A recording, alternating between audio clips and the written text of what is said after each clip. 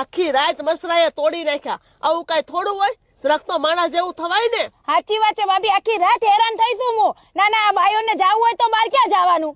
તો મને ફ્રેશ થવું છે યોગેશ. વેસ્ટર્ન ટોયલેટ વગર મને નહીં ચાલે. હવે આદમી તો ગમે ત્યાં જઈ આવે, બાયું માણસ ક્યાં જવાનું? સાચી વાત ભાભી. હવારે નાવું ધોવું કે નહીં? કેવા જડબા લાગે આપડા ઝોપેલા.